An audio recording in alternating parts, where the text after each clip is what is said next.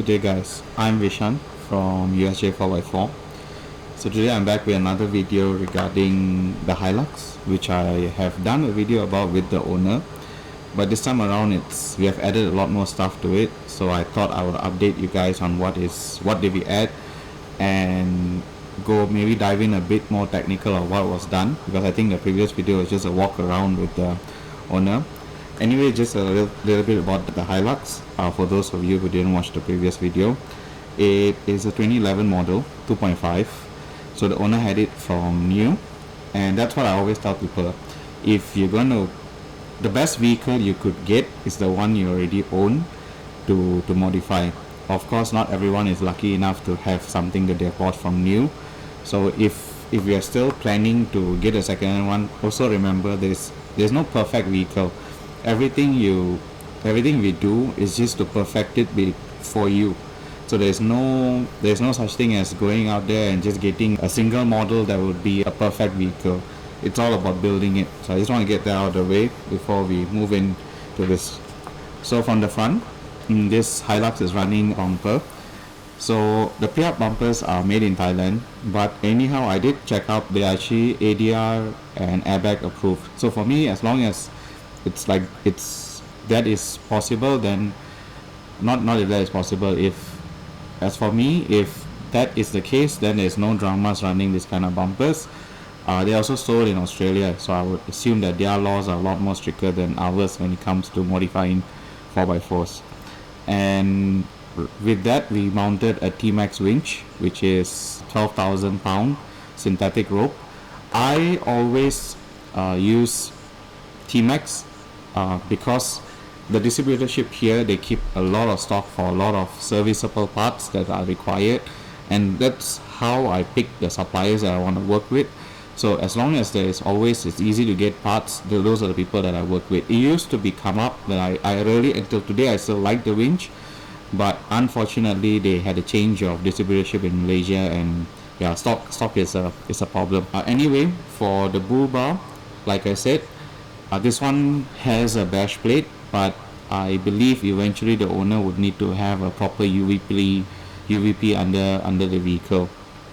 And then moving on, just like that, because I talked about suspension in the other video. So suspension wise, this is running Dobinson 3-inch, so the one with a remote rest. It's paired with a 35-inch tires. That's why we lifted 3-inch. So keep in mind, always lift the vehicle just for the tire clearance that you require. You don't have to lift it any more than what is not needed. So with that, we put in a 4.56 ratio, and that has to be done.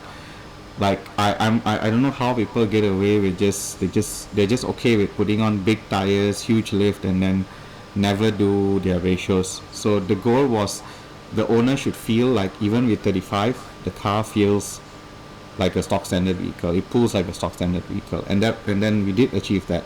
So we're going bigger tires. We also upgraded the front brakes. So front brakes, we are running the Pedus heavy duty rotors and pads with the brake lines from Pedus. Pedus make, to my opinion, some of the best brake lines. I mean, we have installed a lot, but I feel Pedus quality of brake lines, the braided brake lines, are next level. For the rear, it's still on drum, but one of the next mods that the owner is considering doing, and I think he should, would be the lockers in the rear and the disc brake conversion.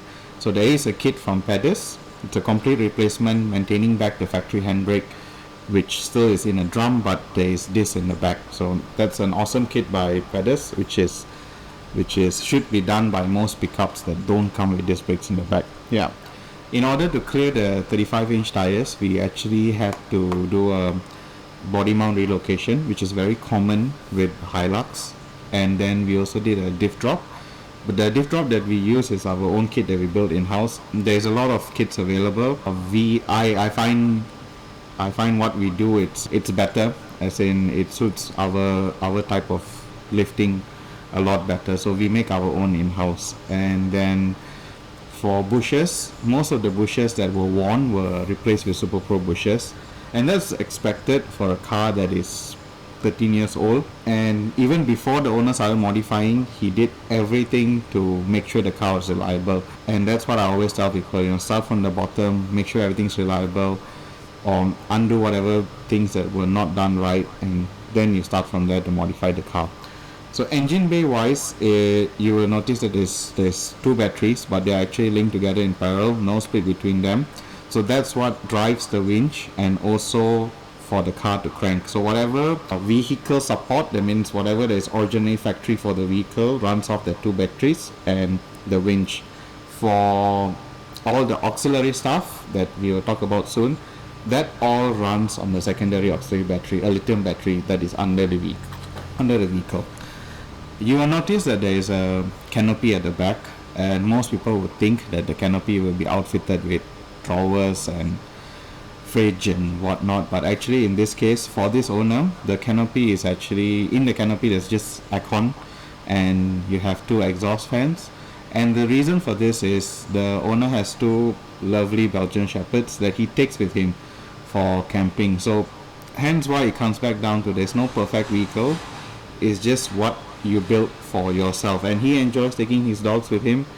So hence why we will never take room at the back. In fact, we got rid of the two back seats, and that's where we're running all the dual battery system items, and that's where he keeps his fridge and whatnot. So there's no rear back seats because he normally just goes two people and both his dogs.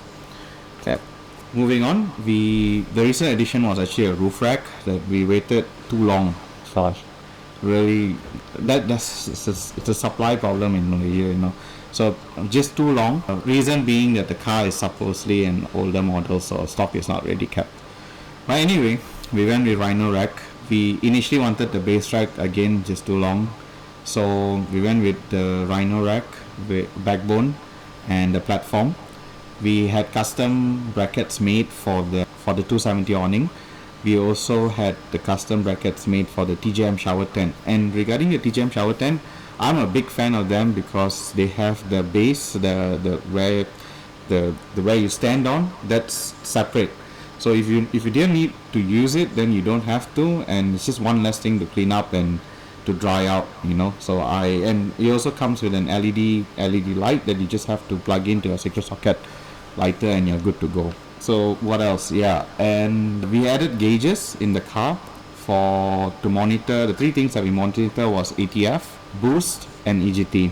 So boost was heavy. The owner had it before, but now we're monitoring EGT and ATF. The ATF also has cooler, a PWR cooler that we fitted to it.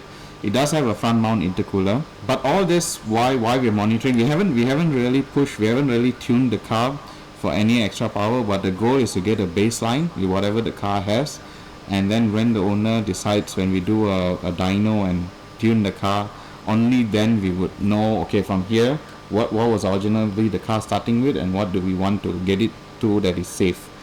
So yeah, interior wise, the car is stock standard, and the owner is a person who he's quite simple, he doesn't even listen to radio, so there's no need for in-car entertainment. We may put a rig in because he does have a dual band antenna in the front. For now, he uses the dual band with a handheld to boost the signal of the handheld. So eventually he put a mobile rig in the car.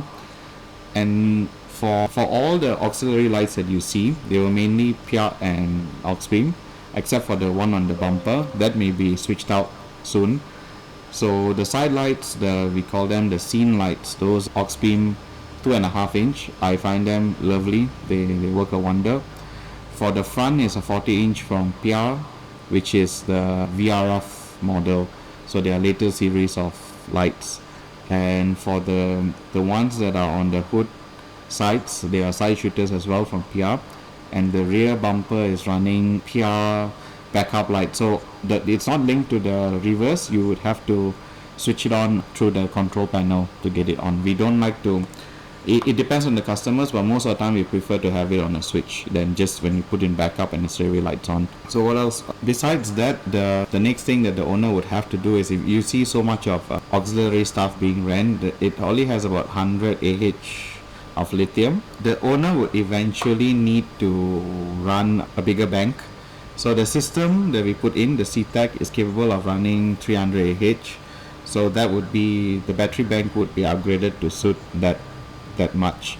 As for now, with the photography, that this his main goal was, another thing was, he wanted to make sure he could charge up all his photography gear.